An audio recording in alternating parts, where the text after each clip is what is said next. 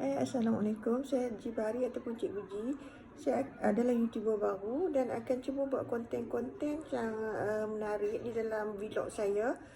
Konten saya ni lebih kepada perbincangan yang berkaitan dengan isu-isu semasa ataupun craft tangan dan juga masakan.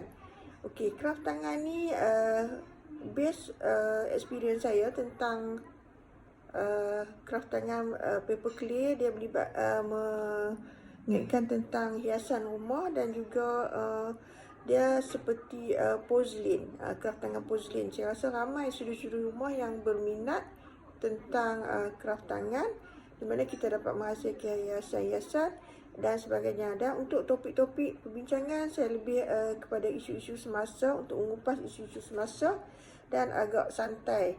Contoh macam dengan isu yang terkait sekarang ni, penemuan penumpang-penumpang MH370 yang kononnya ada di Kepulauan Diego Garcia. Itu kita tak tahu, wallahu alam. Sekiranya benar, alhamdulillah, mereka masih hidup. Cuma kita berharap akidah dan juga mereka sentiasa dalam lindungan Allah SWT. Cuma kita sebagai netizen, pemerhati yang kita tidak tahu apa-apa, kita jangan masuk campur ataupun kita cuba komen pada satu benda yang kita tak tahu. Kita menulis, kita sampai tidak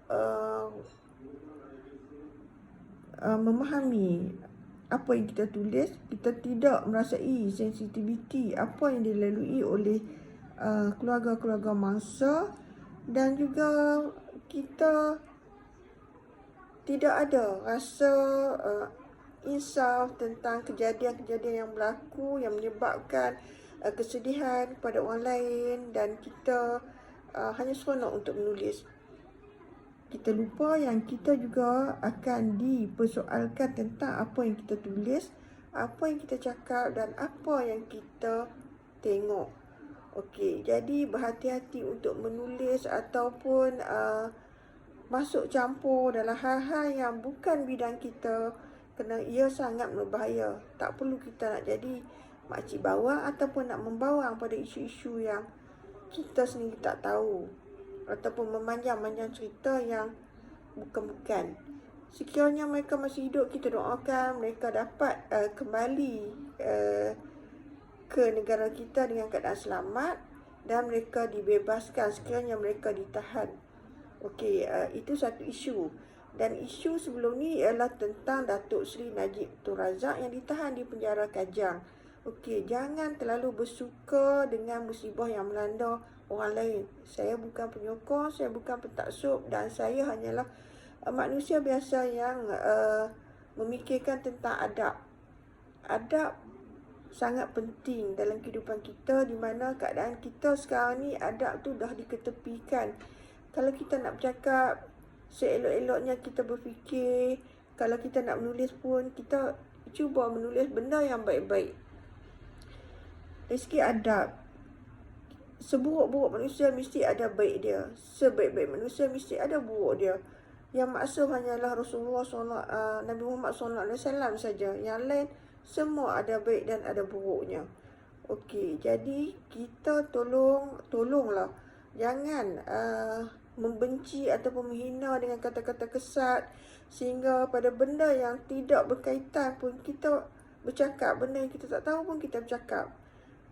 Cuba untuk menerima benda ni sebagai satu hikmah daripada Allah SWT positif, di mana Datuk Seri Najib dapat peluang untuk mengasingkan diri dalam usia emas beliau. Beliau dapat mengasingkan diri untuk bermunajat ataupun dapat mendekatkan diri dengan Allah SWT tanpa gangguan daripada persekitaran. Kalau di luar, macam-macam gangguan ada. Mata akan melihat benda-benda yang tak sepatutnya, telinga akan mendengar percakapan-percakapan yang disampaikan yang tidak betul dan ada yang berunsur fitnah.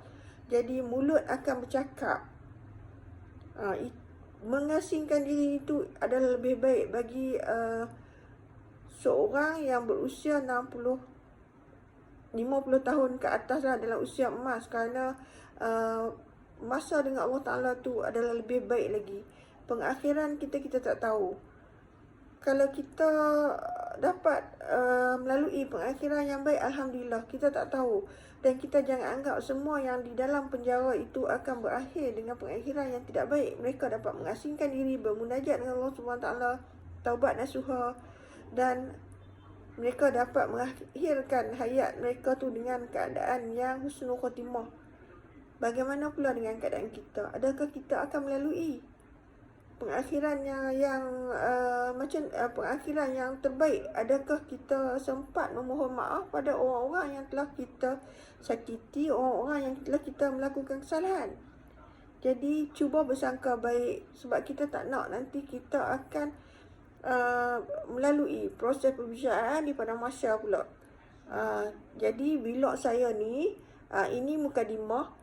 Nanti insya-Allah akan pada konten-konten yang akan datang, saya akan cuba buat konten yang berkaitan isu semasa, dan juga saya akan buat konten berunsur kraft tangan, di mana kraft tangan tersebut lebih kepada hiasan, dan kemungkinan ada ramai suri rumah yang suka untuk mengikutinya, sebab dia lebih kepada mirip-mirip porselin lah. Hiasan tu boleh dibuat bingkai gambar dan macam-macam. Nanti mungkin ada juga ilmu yang saya sampaikan nanti boleh digunakan untuk menambah pendapatan. Sebab saya pernah gunakan kemahiran yang ada ni, yang Allah Ta'ala bagi ni, untuk menambah pendapatan. Contoh macam dengan